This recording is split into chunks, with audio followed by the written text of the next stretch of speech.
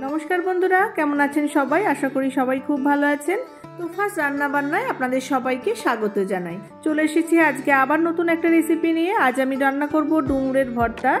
এটি অসাধারণ একটা স্বাদের রেসিপি আর যাদের ডায়াবেটিস আছে তাদের জন্য ভীষণ উপকারী এই ডুমুর ফলটি।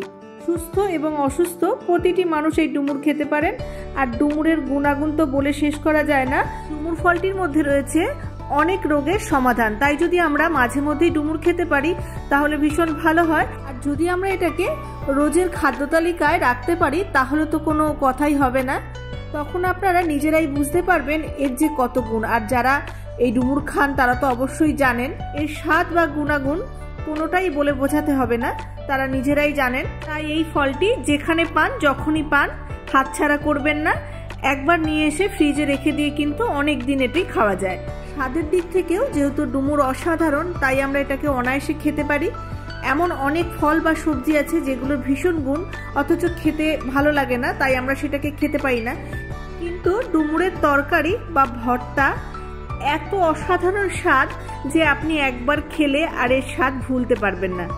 চলুন তাহলে দেখে নিই খুব সহজে সুস্বাদু ডুমুর ভর্তার রেসিপি। আমি প্রথমেই ডুমুরগুলোকে ছোট ছোট টুকরো করে কেটে নিয়ে নুন জলে ভিজিয়ে রেখেছিলাম, এতে যে ডুমুরের কষটা ছিল সেটা ভালোভাবে বেরিয়ে যাবে। আমি ডুমুরের দানাগুলোকে ফেলে দিয়ে কেটেছি, আপনারা চাইলে ডুমুরের দানাগুলোও খেতে পারেন, কোনো অসুবিধা হয় না। একদম কচি ডুমুরগুলোর মধ্যে দানা থাকে না, বড় ডুমুরগুলোর মধ্যে দানা থাকে, আপনারা চাইলে ফেলতেও পারেন আবার নাও ফেলতে পারেন। ঘন্টা খানেক নুন জলে ভিজিয়ে রাখার পর পরিষ্কার জল দিয়ে খুব ভালো করে ডুমুরগুলোকে ধুয়ে নিয়েছি। এবার আমি কড়াইয়ের মধ্যে ডুমুরগুলোকে দিয়ে দিলাম আর দিয়ে দিচ্ছি অল্প হলুদ আর পরিমাণ মতো নুন। এবার দিয়ে দিচ্ছি অল্প জল আর একটু নাড়াচাড়া করে নুন হলুদটা ডুমুরের সাথে ভালো করে মিশিয়ে দিচ্ছি। আরও একটু জল লাগবে তাই আমি আরও একটু জলের মধ্যে দিয়ে দিচ্ছি। আবার খুব বেশি করে কিন্তু জল দিয়ে দেব না, ডুমুরটা খুব ভালোভাবে সিদ্ধ হবে অথচ জলটা কিন্তু ডুমুরের মধ্যে টেনে নেবে, সেই অনুযায়ী জলটা দিয়ে দেব। এই জলটা যদি ফেলে দিই তাহলে সমস্ত ডুমুরের গুণাগুণটা জলের মধ্যে দিয়েই চলে যাবে। আমি ডুমুরগুলো এখানে কড়াইয়ের মধ্যে সিদ্ধ করছি, আপনারা এটাকে প্রেসারের মধ্যেও সিদ্ধ করে নিতে পারেন। ডুমুরগুলো আরও একটু ভালোভাবে সিদ্ধ হবে, আমি আবারও একটু ঢাকা দিয়ে দিলাম। এখন ডুমুরের জলটাও পুরো শুকিয়ে গেছে আর ডুমুরগুলো খুব ভালোভাবে সিদ্ধ হয়ে গেছে। আমি গ্যাসের ফ্লেমটাকে লোতে রেখে 10 মিনিট মতো ডুমুরগুলোকে খুব ভালোভাবে সিদ্ধ করে নিয়েছি। এবার গ্যাস অফ করে দিয়ে কড়াইটা নামিয়ে নেব আর ডুমুরগুলো ঠান্ডা হতে দেব। দেখুন ডুমুরগুলো ঠান্ডা হয়ে গেছে আর ডুমুরগুলো ভালোভাবে সিদ্ধ হয়ে গেছে। এবার আমি এই ডুমুরগুলোকে মিক্সির জারের মধ্যে দিয়ে দিচ্ছি আর ডুমুরটাকে খুব ভালো করে বেটে নেব। আপনারা চাইলে এটা শিলেও বেটে নিতে পারেন। ডুমুরগুলো সব বেটে নেওয়া হয়ে গেছে। এবার আমি বেশ কিছুটা রসুন নিয়ে নিয়েছি আর দিয়ে দিলাম 4টে কাঁচা লঙ্কা আর দিয়ে দিচ্ছি হাফ চা চামচ কালো জিরে। যদি আপনারা শিলে বাটেন তাহলে ডুমুরের সাথেই এগুলোকে দিয়ে বেটে নেবেন। আমি যদি ডুমুরের সাথেই মিক্সিতে কালো জিরেটা দিয়ে দিতাম তাহলে কিন্তু কালো জিরেগুলো গোটা থেকে যেত, তাই আমি কাঁচা লঙ্কা রসুনের সাথে কালো জিরেটা আলাদা করে বেটে নিলাম। এবার গ্যাসে কড়াই বসিয়ে দিয়ে সর্ষের তেল ভালো করে গরম করে নিয়ে 2টো শুকনো লঙ্কা কুচিয়ে তেলের মধ্যে দিয়ে দিচ্ছি। আপনারা চাইলে এই রান্নাটা সাদা তেলেও করতে পারেন, তবে সর্ষের তেলে রান্না করলে খেতে বেশি ভালো লাগে। শুকনো লঙ্কাটা ভাজা হয়ে গেলে আবারও বেশ খানিকটা রসুন থেতো করে আমি তেলের মধ্যে দিয়ে একটু নেড়ে চেড়ে হালকা লালচে করে ভেজে নিচ্ছি।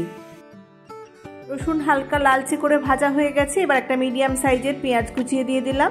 এবার পেঁয়াজগুলোকেও নেড়ে চেড়ে ভেজে নেব। আমার বাড়িতে সবাই ডুমুর খেতে খুব পছন্দ করে, তাই মাঝে মধ্যেই আমি এই ডুমুরের ভর্তাটা এভাবে রান্না করি। পেঁয়াজগুলোকে খুব বেশি করে ভেজে একদম লাল করে নেব না। পেঁয়াজটা যখন একটু নরম হয়ে কালারটা চেঞ্জ হয়ে একটু পিঙ্ক হয়ে আসবে সেই সময় কিন্তু আমার পেঁয়াজটা ভাজা হয়ে যাবে।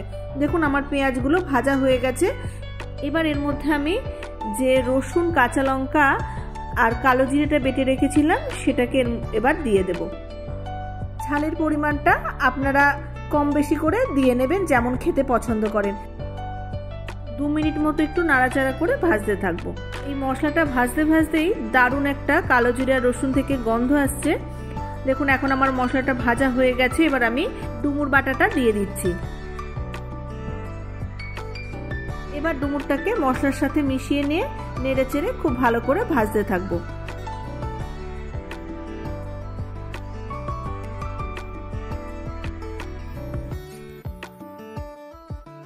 ভালো করে নাড়তে হবে যাতে তলায় লেগে পুড়ে না যায়।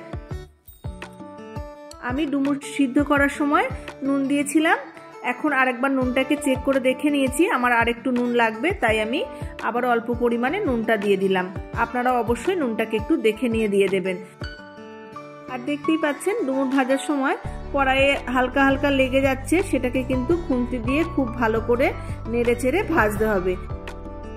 ডুমুরগুলো আমি হালকা আছে 4-5 মিনিট মতো খুব ভালোভাবে নাড়াচাড়া করে গ্যাসের ফ্লেমটাকে লো টু মিডিয়ামে রেখে খুব ভালো করে ভেজে নিয়েছি। আর ডুমুরটা দেখুন হালকা একটু লালচে লালচে হয়ে এসেছে, তার মানে ডুমুরটা আমার খুব ভালোভাবে ভাজা হয়ে গেছে। এবার একদম শেষে আমি এর মধ্যে দিয়ে দিচ্ছি হাফ পাতিলেবুর রস। এই লেবুর রসটা অ্যাড করে দেওয়ার পর এই ডুমুর ভর্তার স্বাদটা বেড়ে দ্বিগুণ হয়ে যায়। টক, নুন, ঝাল সব কিছু মিলেমিশে অসাধারণ খেতে লাগে। এবার লেবুর রসটাকে অল্প একটু নেড়ে মিশিয়ে দিয়ে গ্যাস অফ করে দিয়ে নামিয়ে নেব। এইরকমভাবে ডুমুরের ভর্তা তৈরি করে গরম ভাতের সাথে খেয়ে দেখবেন, বেশিরভাগ ভাতটাই কিন্তু আপনার এটা দিয়েই খাওয়া হয়ে যাবে, আর তেমন কিছুর প্রয়োজন হবে না। আর একবার খেলে বারবার এইভাবেই রান্না করবেন। আরও একটা ডুমুরের রেসিপি আমার চ্যানেলে দেওয়া আছে, আর কিভাবে ডুমুর কাটতে হয় সেই ভিডিওটাও আমার চ্যানেলে আপলোড করা আছে, আপনারা দেখে নেবেন। আর শেষে যদি আমার রেসিপি আপনাদের ভালো লেগে থাকে তাহলে লাইক করবেন, ভিডিওটি শেয়ার করবেন, আর রেসিপিটা কেমন লাগলো অবশ্যই আমাকে কমেন্টের মাধ্যমে জানাবেন। আর চ্যানেলটি সাবস্ক্রাইব করে আমার পাশে থাকার অনুরোধ রইল। আজকে এই পর্যন্ত, দেখা হবে আবার নতুন রেসিপি নিয়ে। ততক্ষণ সবাই খুব ভালো থাকবেন, সুস্থ থাকবেন। ধন্যবাদ।